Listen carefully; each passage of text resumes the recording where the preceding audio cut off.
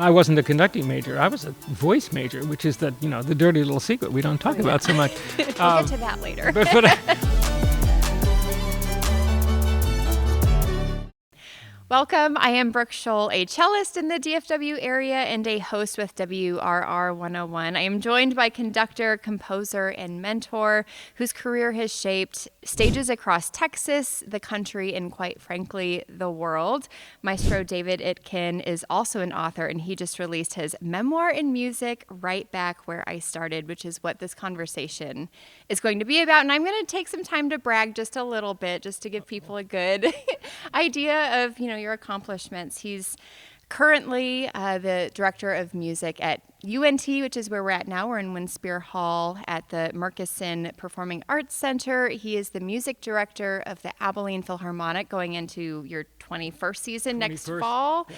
And that's how I know him. I've been playing with him for a couple years. And outside of these posts, he's guest conducted orchestras like Waco, Fort Worth, Alabama, San Diego, Arkansas, Seoul, Transylvania State Philharmonic, Slovenia, the list goes on. He's worked with Joshua Bell, Yo-Yo Ma.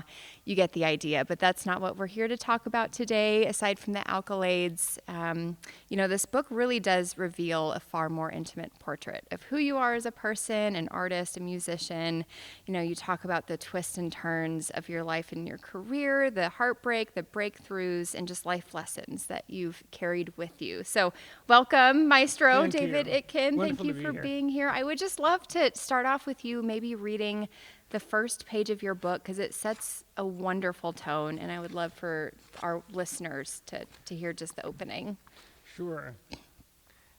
I always wanted to be a conductor, except when I planned to be an opera singer, a lawyer, a rock star, a writer, an actor, a composer, a director, or a furniture merchant. At some point in the distant past, I think I wanted to be a cowboy. Along the way, tiny stones altered the path, altered the flow of events, and each pebble, each choice, led to a unique destiny. Every decision spreads before us a new web of possibilities, but those same choices preclude other pathways whose existence will remain forever a mystery. And the most important of these difficult decisions are made when we are least equipped to understand their significance. Mm-hmm. So you get very vulnerable in this book with, it's when we see an accomplished musician and artist, we see the highlights and we assume that it's linear. We don't think about all the twists and turns it's taken. And this is, in comparison to some of your other books, a little more personal. So why now? Why take a different approach to your writing from, you had some more technical books on conducting and the craft. This is much more personal. Right. So my first two books are very different. They are, as I'm fond of saying, ambient between two covers, because they are textbooks for conductors. They're nothing like this.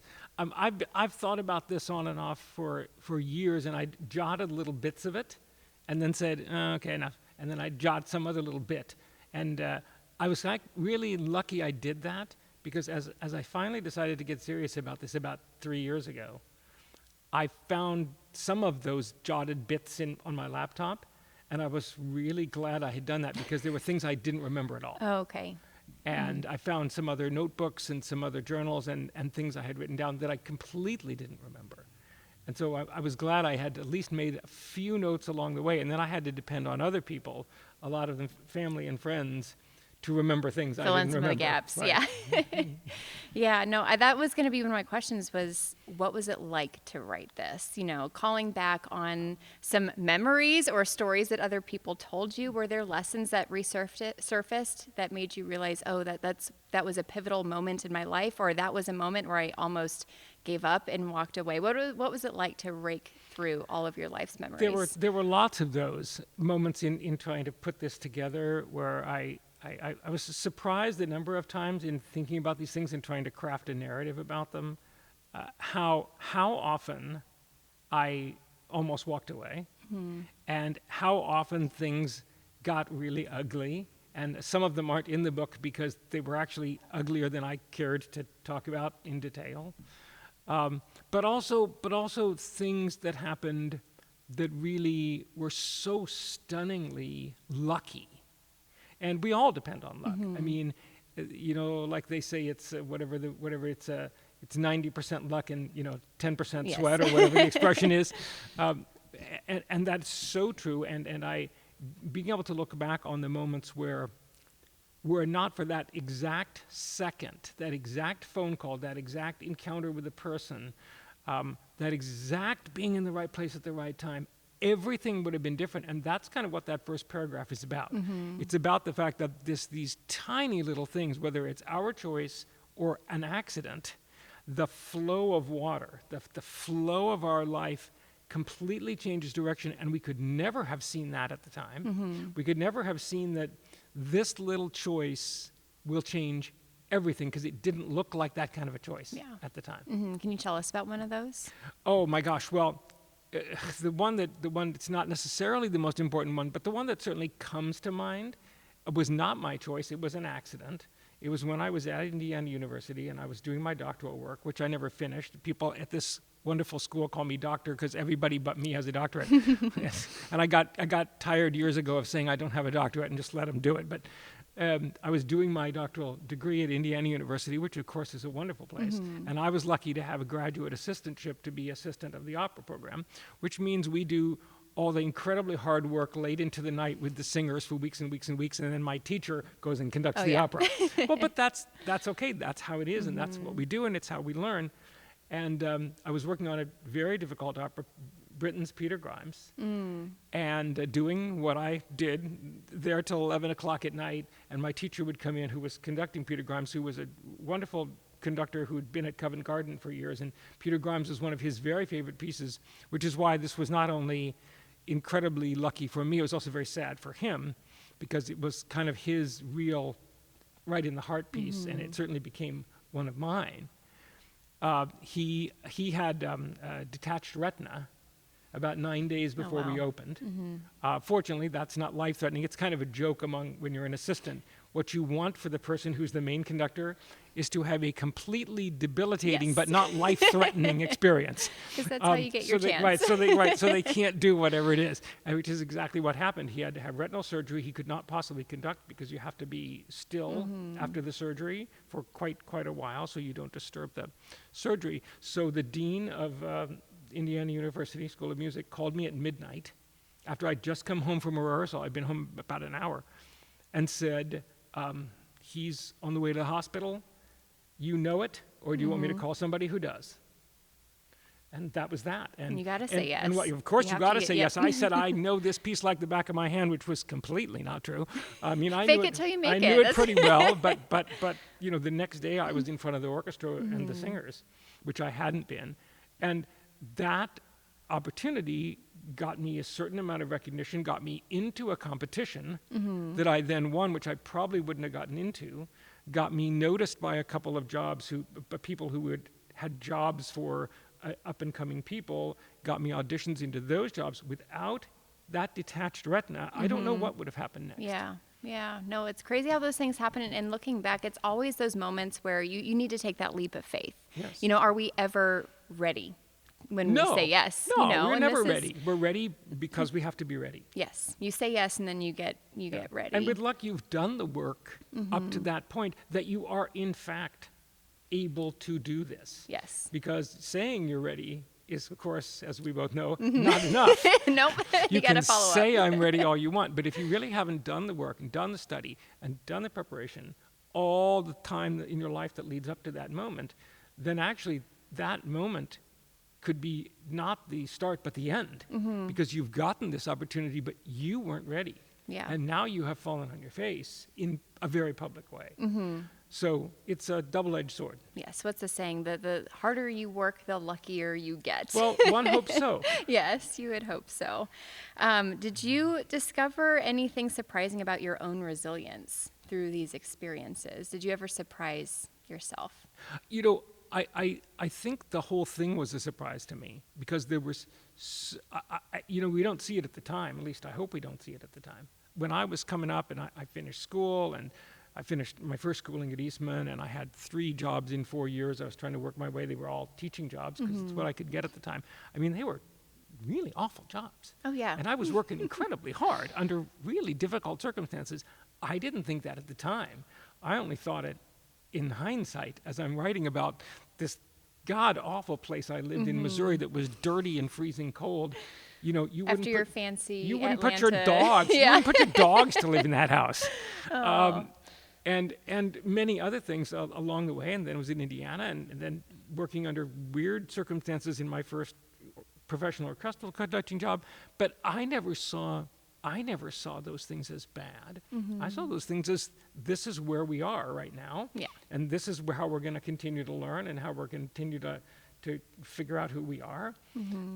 So I never saw those things as bad at the time. I don't see them as bad now. I see them as rather stunning learning opportunities. Yeah. Yeah, those are the moments that shape you. And, you know, that's something that I personally, after reading this, hope readers take away from this is, you know, it's never the end. It's never permanent. It's always a step along the way, and take what you can get from it and learn. Thanks. And that's something that I loved about your book, and I really hope that I'm readers take away from it. Well, and that is certainly true. And funny, the way you phrased it just now is, it's never the end.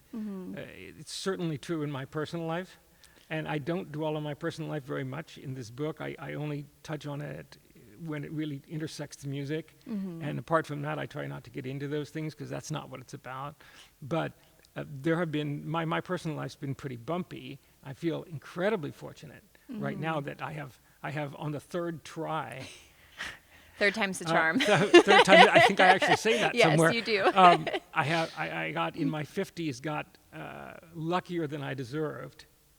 To get a third try at this, and found just the right person who is not a musician, and that's probably a good thing. It's definitely a good thing. Somebody sane, as I'm fond of saying, somebody a grown up with a grown up job, which she is, and I feel very lucky to have that to support what I do.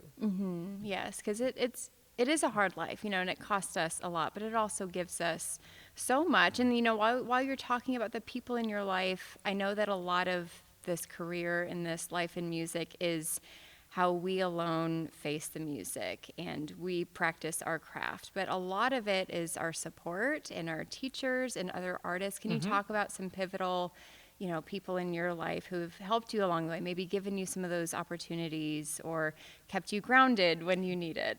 Well, sure. I mean, my conducting teacher when I was at Eastman, and I wasn't a conducting major. I was a voice major, which is the dirty little secret we don't talk about so much. We'll get to that later. But David Efron, who is a really fantastic conductor, musicians would all probably know his name, very kindly accepted me into his graduate class in conducting when I was an undergrad and not a conducting major. So that was great. It was a great experience for me to learn from him in that setting. And when I was finishing my master's degree, I was planning to stay to apply to the doctoral program in conducting and kind of study with him officially. And he said no. And he said, don't even apply because I'm not going to take you. And I said, I feel like I do good in your class. I feel like I'm keeping up with the graduate students, and I'm, not. And he said, no, it's got nothing to do with that. You'd be great in the program, but you need to go. And I said, why do I need to go? And he said, well, you have a bachelor's degree and a master's degree. You've been 7 years in college. You need to go. And I say this sometimes to my students now, by the way. I channel him as often as I can. He probably did it better. And he said, no, you need to go get a job and go get real world grown-up experience, whatever it turns out to be. And maybe later you do or you don't think about going somewhere for a doctoral degree in conducting.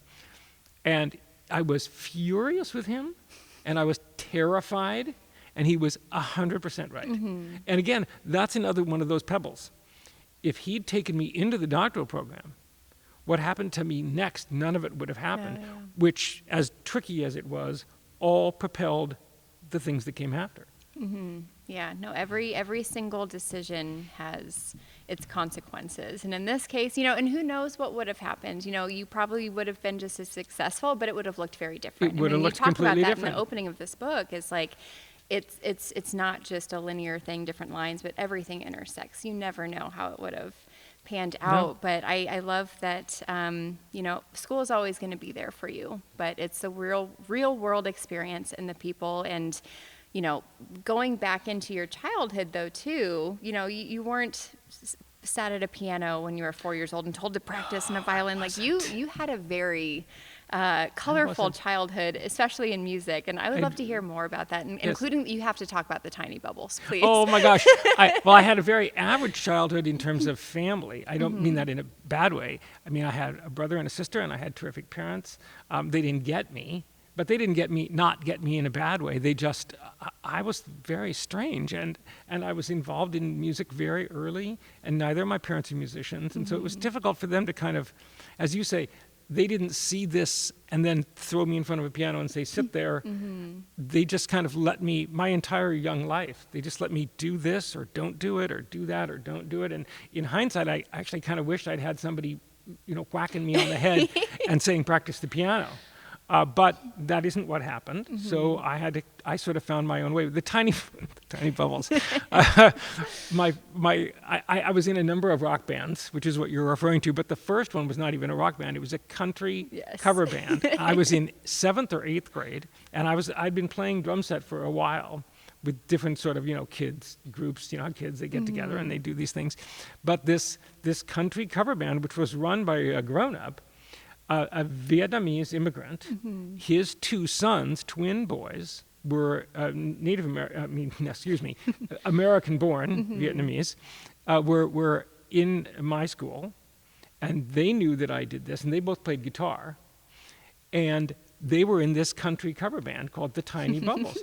And, a middle-aged Vietnamese man whose English was spotty at best, sure.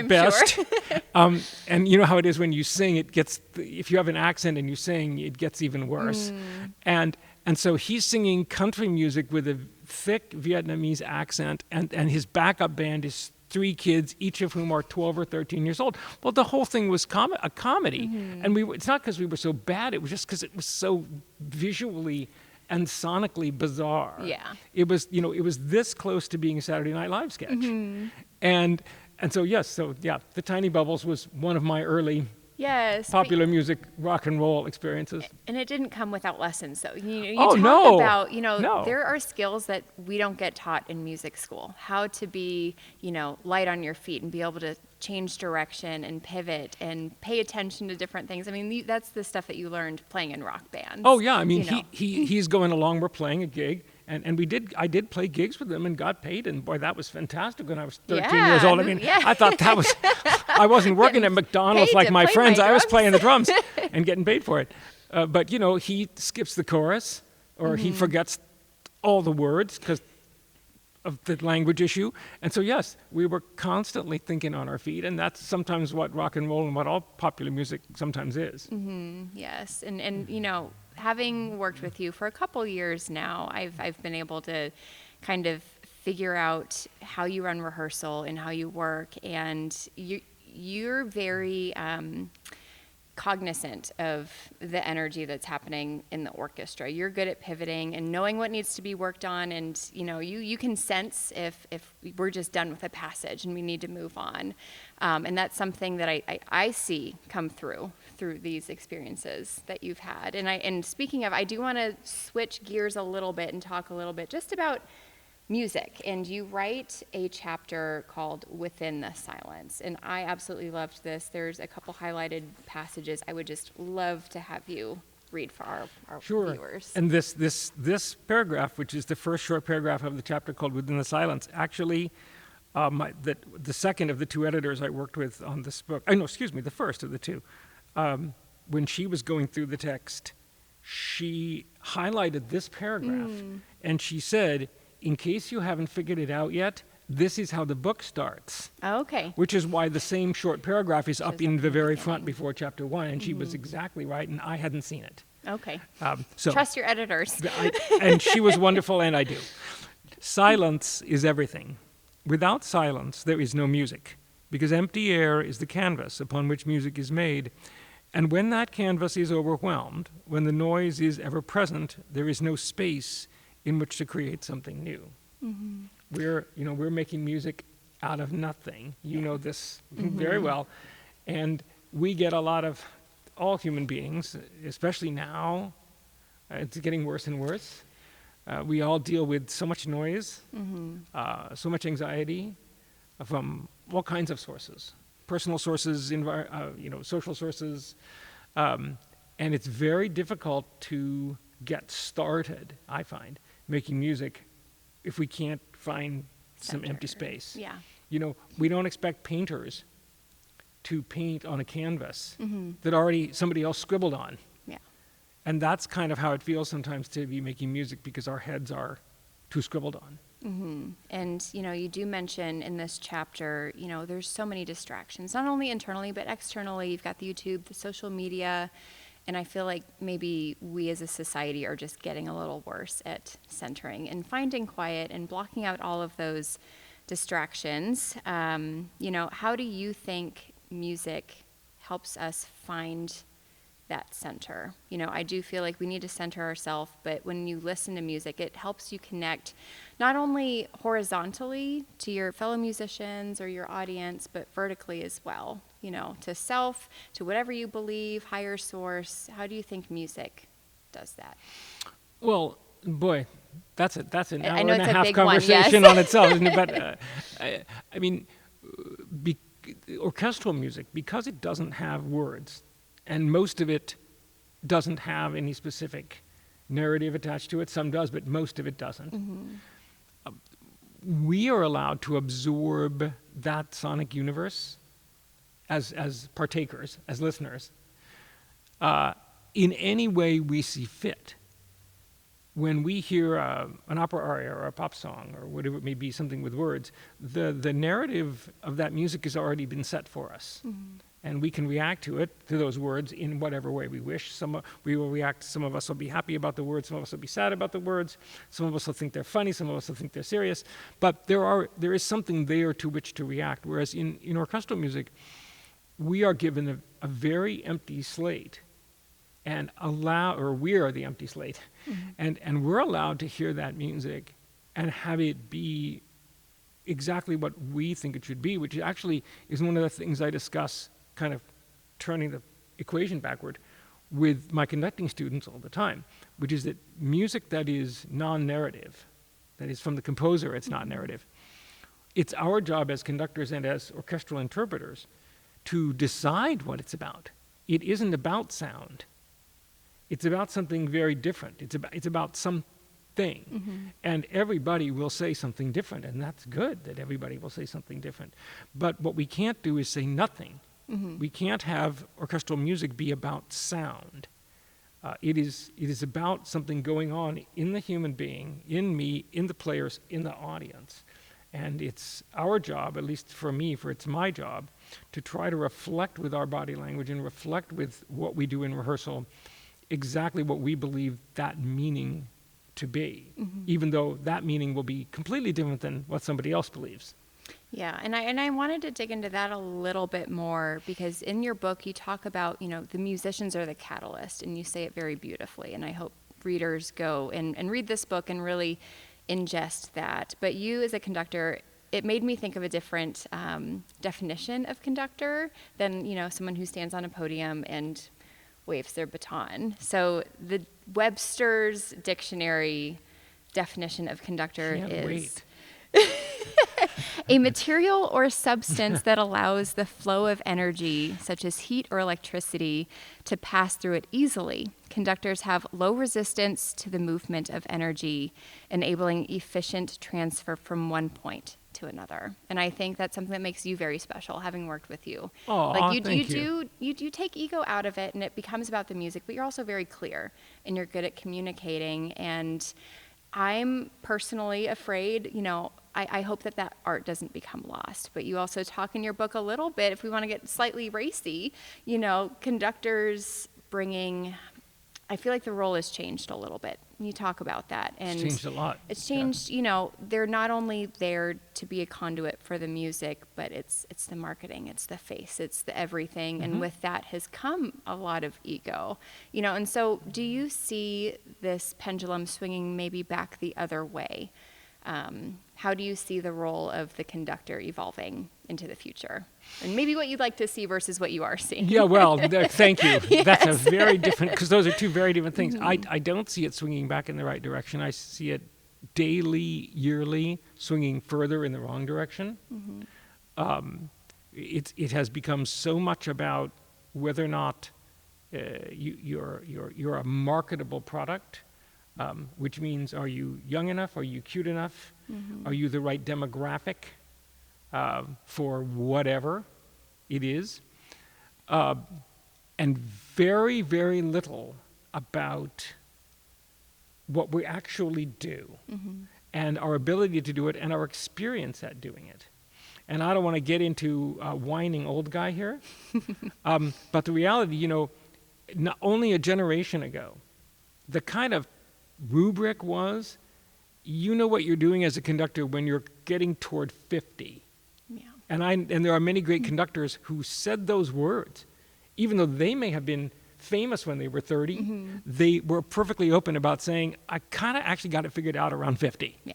And then you keep learning. And up to then, I was sort of just faking it and trying to learn and trying not to talk about that. And now the whole thing has been flipped on its head. And the big jobs and the small jobs, both, of conductors are going to people who are 30 and 35. And I don't mean the occasional Wunderkind, because that's different, and there are people like that. But I mean pretty much all of them. And those people aren't ready, and part of the reason for that is that the musicians in the orchestra aren't principally being allowed to make these decisions. And those are the people that know what they need, who was the real deal up there, and who was a faker. And who's maybe going to be the real deal 15 years from now. And that's good, man. If you can see in them that they're going to be the real deal 15 years from now, that's not a bad thing, that's a good thing. But they're not quite ready for this job. Yeah. They're ready to be the assistant in this job. But, and that's, that's marketing and social media and kind of our whole ego-driven, I'm an influencer thing, taking over an art form that has nothing to do with that. Yeah. And it's hard because we're seeing what's happening, I know we're getting slightly off topic, but we're seeing what's happening with the symphony orchestra and the attendance and the demographic of ticket buyers. And there is some need for that. We need to bridge that gap. But how do you think we mitigate, putting someone who's truly, truly experienced on a podium, but also ushering in these fresh, younger, new faces that they're hoping will, and well, I don't think those things are at odds. And I don't think, having a modern approach to marketing and to PR is a bad thing. I think it's a good thing because we need to be out there showing the world that this is relevant. It's never stopped being relevant. But if you want a little good news, a little good news, wouldn't we all like a little good news? The good news is the mantra that the symphony orchestra audience is dying is not true. Now, it's not that we don't have our challenges. We got plenty of challenges. But the average age of the symphony goer in the United States is exactly the same right now as it was 50 years ago and 60 years ago. It's exactly the same. So it isn't that they're dying and there aren't any more.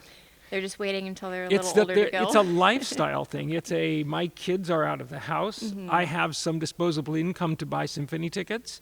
I'm a little more mature, and I kind of can get that this is something real and important, which I couldn't get when I was 28. Now, do we still want to try to get the younger people in the hall? Of course we do, and we need to never stop trying. Yeah. But the gloom and doom prophecy that, in 15 years, everybody who goes to the symphony is going to be dead, we've been saying that for 60 years, and it hasn't turned out to be true. I love it. Yes. Oh, great. Well, I just wanted to thank you for your time. Can you tell our viewers where they can find this book? Sure. Right back where I started. It can be bought on Amazon. That's probably the easiest way. It can be bought directly through the University of North Texas Press, but we all know Amazon, and it's probably easier and gets to your house faster.